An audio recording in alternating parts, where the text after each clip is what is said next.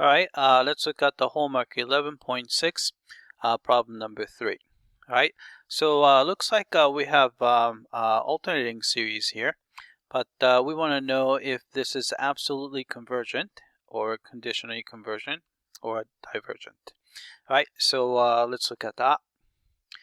All right, so let's try to see if it's absolutely convergent. All right, so I'm going to take the absolute value of each term, and I'm going to call that guy an, right? So if you take the absolute value, -1 to the n is going to go away because it just changes sign. So we have n is a positive, so we don't need the absolute value sign. And you have a square root of n cubed plus 9, right? So that will be the absolute value. All right, I'm going to use a limit comparison theorem, and we have to come up with something to compare with.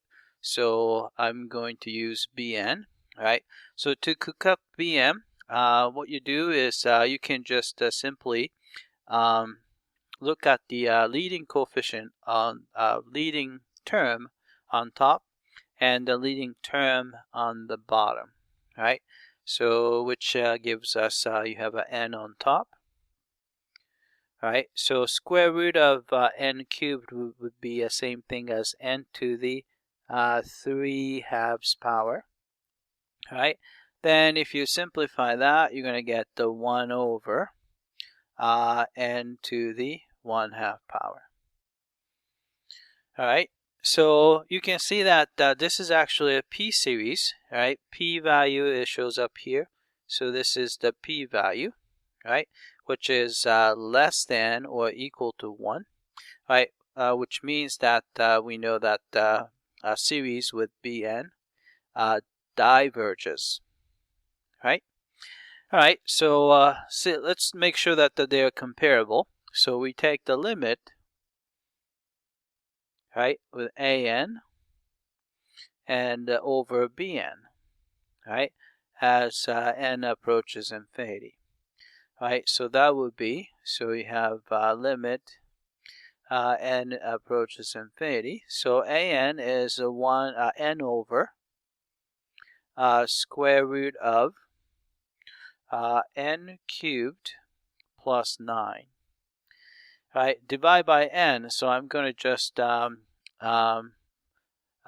take the reciprocal and multiply. So you're going to have right, n to the 1/2 power. So I'm going to put the square root of n and then over 1. All right, so let's try to simplify if we can. All right, so what we can, let's see, easiest way is probably, I'm going to combine this. So I'm going to squeeze this inside the square root. Then you're going to end up getting limit as n approaches infinity, right? So we have square root of, all right, n becomes, let's see, square root of n squared. So you have n cubed, right, and over, and square root of, right, n cubed plus 9, all right? Then we can simply, let's see, we can, to simplify, we can just divide top and bottom by 1 over, divide top and bottom by square root of n cubed, right? Square root of n cubed, right? And that way we can easily evaluate the limit. So limit as n approaches infinity, right? So it's going to be, so I can actually put the square root, big square root, because everyone has a square root. All right, n cubed divided by n cubed is 1. N cubed divided by n cubed is 1, plus 9 over n cubed. All right, so we know that here 9 divided by a big number is going to approach 0. So the limit is going to be square root of 1 over 1, which is 1. All right, which is a finite number, right? Which tells you that the series with an and a series with bn are comparable, so they converge or diverge together. but in this case, series with Bn is going to, it diverges. So we know that therefore, so actually, maybe I would say, right, this implies that, right, summation with An also diverges, right? So this is by limit comparison theorem. All right, so if you take the absolute value, then it diverges, which means that this is not absolutely convergent. All right, now we're going to have to see if this is conditionally convergent. All right, so we have alternating series, so we can just do the alternating series test. All right, so let's apply alternating series test on this guy. All right.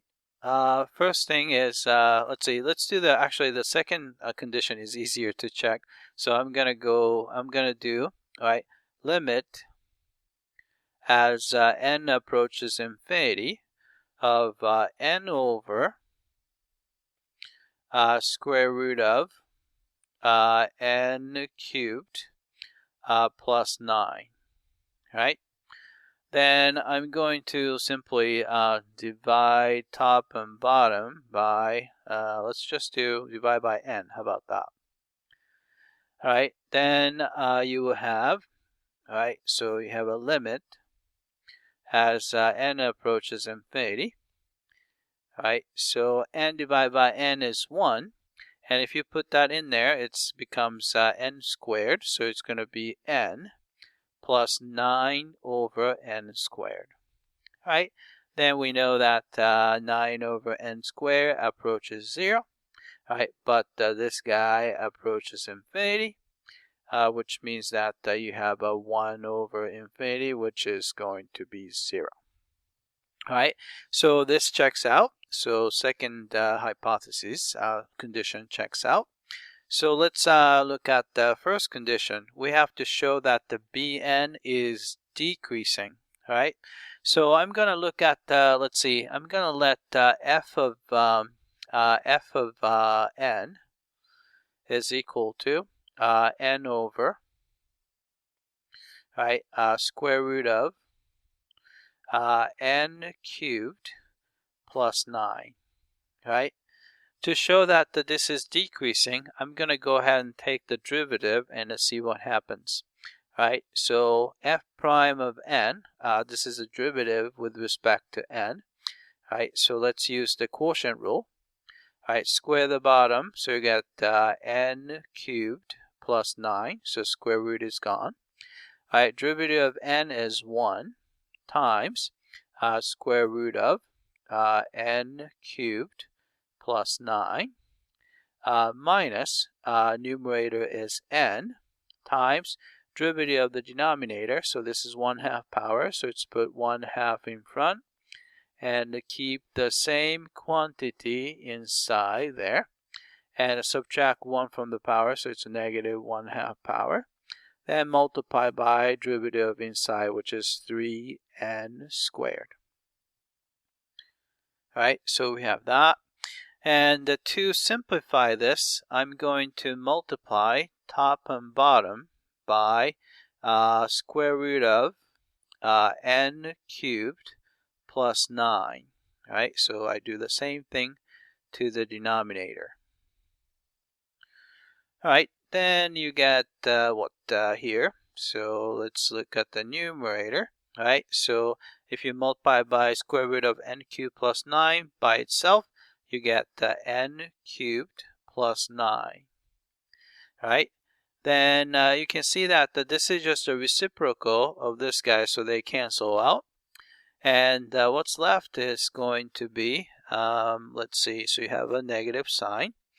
All right, so you have a 3/2. All right, so that will take care of 3/2. All right, then you have n cubed. All right. So you have n cubed. All right. Then actually, I should have actually multiplied. Can I change this? Multiply by 2 here and the 2 there. That would make it a little bit easier. So I just have to make it 2 times that. And then this guy cancel out. So it's going to be 3. So sorry about that. So how about this? So this is going to be 3. All right. Then on the bottom, so you have a 2. All right. Then you have a quantity n cubed plus 9. All right. So 1/2 power and the first power. So it's going to be combined the 3/2 power. All right. So we have that. All right. Then we want to know the sign of this first derivative. All right. So we want to actually make sure that it's going to be negative. So I need to probably simplify it a little bit further. All right. So we have 3n cubed minus 3n cubed. So it's going to be negative n cubed. Right? Then 2 times 9 is 18. So 18. All right. So you have a 2. Right, n cubed plus 9 to the 3/2 power. All right. So the denominator is always, it seems like it's always positive, so you don't have to worry about that. And we want to make sure that this guy is negative. But in the beginning, for small n, it's actually not negative. But starting from, let's say, 3 cubed would be 27, so that's going to be negative. So looks like this is going to be negative for all n starting from 3. Right? All right. This tells you that here we know that n over square root of n cubed plus 9 is decreasing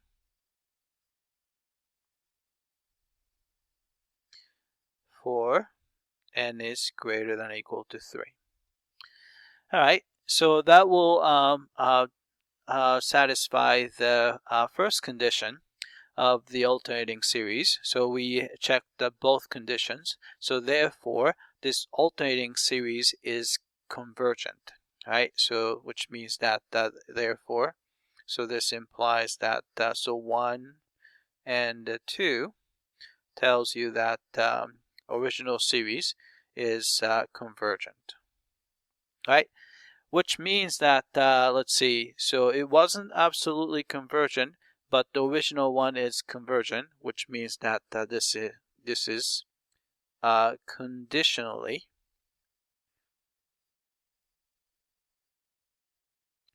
convergent.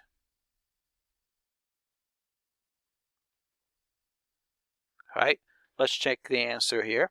All right, so I'm going to go here. All right, so it's conditionally convergent. All right, so let's submit for testing. All right, looks like we got this one correctly. All right, that's it. I hope that this was clear.